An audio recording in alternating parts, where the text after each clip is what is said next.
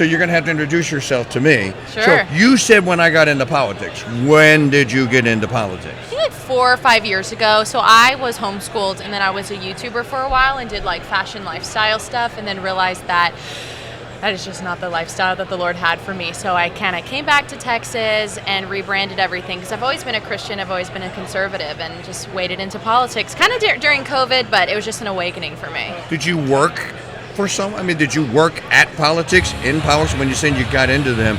Were you just commenting? Were you working for a congressman, for a railroad commissioner in Texas? What were you doing? Yeah, so I kind of did two things. The first thing I did is I started a social media management company, and then the other thing, I do videos, and I have a show where I talk about just current events, current issues, and then have really focused in on why feminism is terrible and why it's lied to women in so many ways. And then I'm also coming out with a book called 100 Ways Feminism is a Failure on March 8th, 2026, which is International Women's Day. And you have a publisher then. If it's this far in advance, then you have a good publisher. We are in conversation with some pretty awesome people for now. All right. So when you started your social media company, did you aggregate stuff and put it on other social media, or did you start like a social media mini platform? I see. No, yeah, we make content for influencers, a lot of political influencers. We can help them monetize their social media, because most people are demonetized anyway, and so we help a lot of political creators make super big amounts of money on social media. Can you teach me how to make big amounts of money on social media? I can. We'll talk after about all the tips and tricks. Let's start here right now, because we can make it happen. What was so before you were in politics, were you interested at all in any of this stuff? In high school, I did high school speech and debate, so I was relatively interested in current events and public speaking, and I liked, addressing important ideas, and then I would debate a lot with my friends. And I was also classically educated, so like instead of teaching us math and English and stuff, what they would do is they would give us a Bible and then give us a current events thing that was happening, and then say, okay, you have 3 minutes to make a 5-minute speech, go. And we did speeches in front of the whole school where we would do like 40-hour projects, which is putting a bunch of research 40 hours into basically making a case about something in history. So very classically educated, so I've always kind of been interested in it, and my brain has been educated in a way that is comfortable with dealing with these ideas. You said you were homeschooled. Yeah. So you got this classic education at home. Yes. So then in high school I went to do like a co-op. Okay. Yeah. And you said you're from Texas. Yep. You look like a Dallas girl. Oh my gosh, I'll take that as a compliment. I'm a Woodlands girl. I'm far superior. I know exactly where the Woodlands is. Of course. It's the safe area of Houston. If you got to go to Harris County, go to the Woodlands. No, the Woodlands is in Montgomery County. Thank you very much. Which is next to what, Cleveland County or Liberty County? Where's Liberty County? I don't remember. Okay, you're near Liberty. Montgomery County is one of the most conservative counties in Texas. It's an amazing place to live, but stop moving there because you're making the traffic horrible. So I live in a little town called Madisonville, Louisiana. Oh, nice. Population like 287. Yeah. And there's a bumper sticker that all the residents has. It says, "Welcome to Madisonville. Now go home." Now go home. Don't come here and make it more expensive to live here. We have our own laugh track. I know, I love it. So even if we don't have the largest crowd, we have the crowd. Can we turn our speakers up? Or can you not hear over there? Okay, all right. So we're here with Lily Kate. So Lily is getting ready to come out with a book, and they told me you have. Jim, did you just turn something up? They told me that you have like 1.5 million followers on Instagram. Not quite. Over my whole social media platform, like all my TikTok, my Instagram, all the things that equals up to that, yeah. So what did they call influencers before they were influencers? Well, they didn't really. The term influencer is so abstract. I really don't like it as a term. They called them probably YouTubers, though, bloggers. They probably had more specific names for them, but influencers now are just people who create short form content. So you, but you would consider yourself an influencer. Do you Sure. create short form content? Mm-hmm. You do shorts on YouTube? Yeah. Or you're on TikTok? Yeah, TikTok, Instagram, yeah. Okay. Anywhere short form content can be uploaded, I'm there. So are you also like into the actual editing part of this, or you have someone? You have an So, editor? you know, what's funny, the reason I started my social media company was I was really tired of running my own social media account. So as soon as we were able to fit it into the budget, I hired one of my employees to run mine specifically. So I do have a little bit of a power up there, but I also do monetization for myself. Okay. So you used to do the editing, but you don't do the editing now. All Correct. right. I've been in it for too long. I'm tired of it now. So this is what. Okay. So I'm picking up on a couple of things that I want to kind of drill down into, if you will. So let's drill down into the. When we started, you said you hate feminism. Then you also said that you learned the classics. Okay. The most important part of the classics to me is, and this doesn't require book learning. The most important part of the classics to me is the study of ethics. Yeah. Everything is based on ethics. Everything is based on truth. Well, truth. I mean, study of the truth and the application thereof. Okay, so there's a saying in Christianity that how does this, what I'm about to do right now, how does this look in the light of eternity? Yeah. If you think about that and everything you do, how does it look in the light of eternity?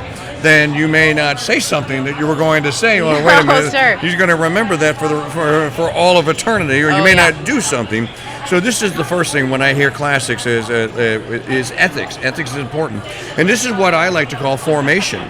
Sounds to me like you got formation. Most of your peers do not have formation. Right. Especially if they went into one of those indoctrination camps called a government school. Mm-hmm. They probably don't have very good formation. Right. This is why you're probably head and shoulders above many of your peers, is because you have formation. And that's a good thing. Yeah. I would encourage every mom to think about homeschooling their children and getting them a classical education, because like the foundation of my house, my parents' house, was made of books, and we just read so much, which is such a good thing. And you think it's going to be so difficult, but the problem is, like, when you're passionate, it's not going to be as difficult to teach your children. You should at least look into homeschooling, because it's like significantly cheaper as well.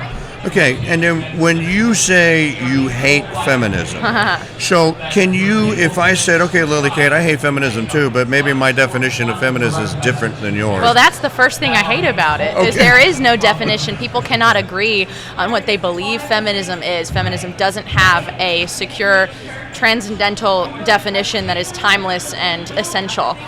All it does is it takes whatever cultural movement there is at the time and then applies it to their movement in some way, and then it takes credit for things that they shouldn't take credit for.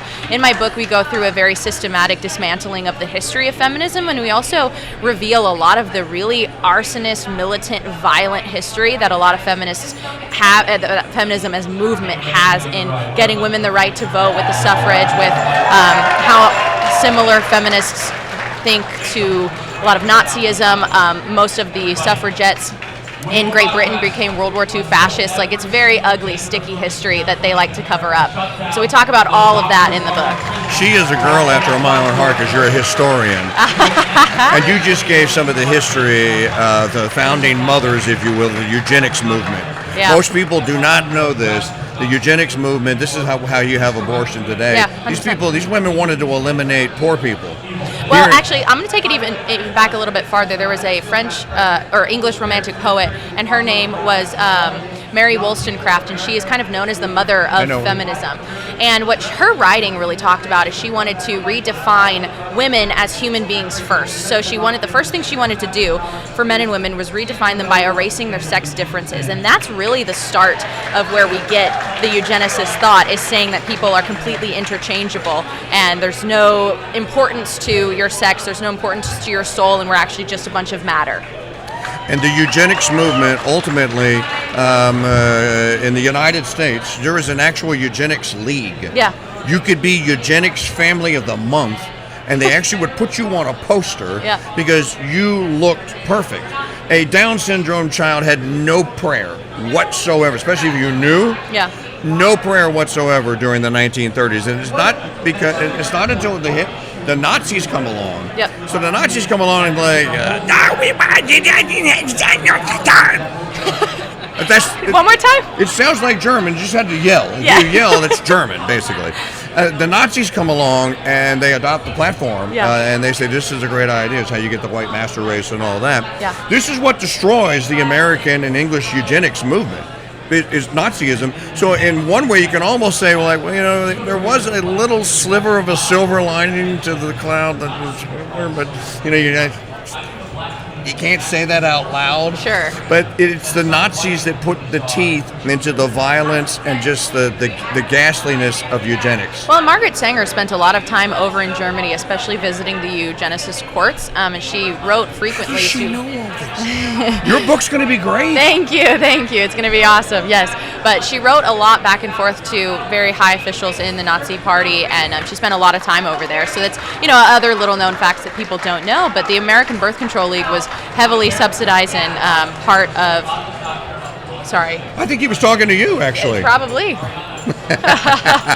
We're looking at Charlie Kirk over there, which is great. When they pan to one of their camera shots, they see us. Amazing. It is. You've been on their air today. Something else that most people don't know about the eugenics and eugenicist movement here.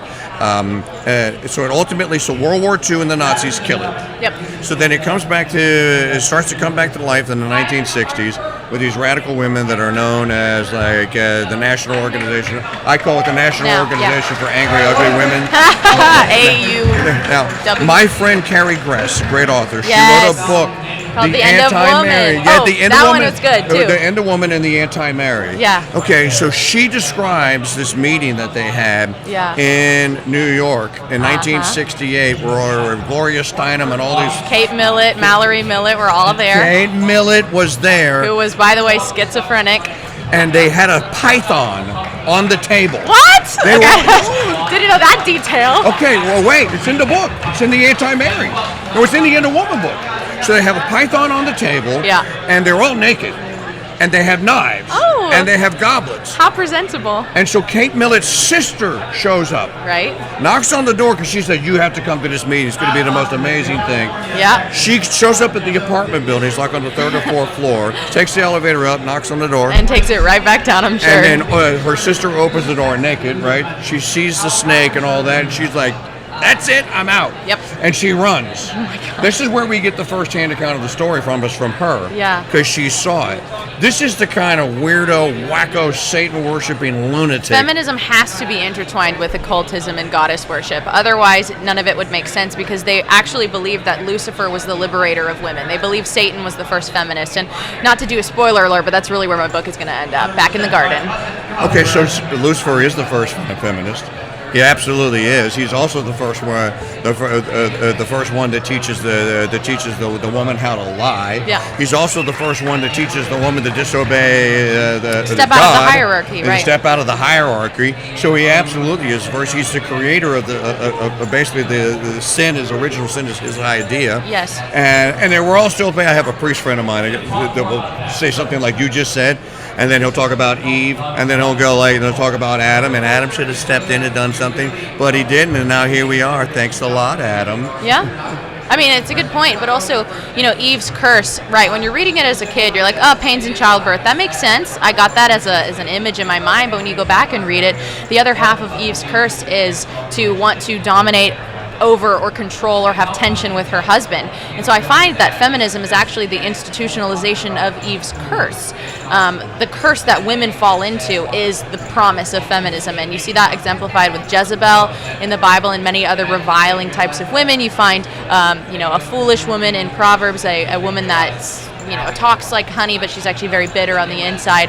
And that's the promise of feminism. And the Bible warns about it. It just doesn't use the exact word feminism. But if you closely pay attention, you can find that the Bible is a very anti-feminist book as well. But not anti-woman, of course. Oh, no, of course. Well, Mary's the chosen one. Mary. Well, the first woman. Immaculate Conception. Yeah, the first person to see, well, I'm not Catholic, but the first person to see Jesus was a woman. After he was, The angel comes and says, "Hail, full of grace." Goes to a woman, right? Yeah. So from all time. So Lily Kate, and I'm thinking as you're talking about Old Testament Bible, I'm thinking of Lilith. Oh gosh.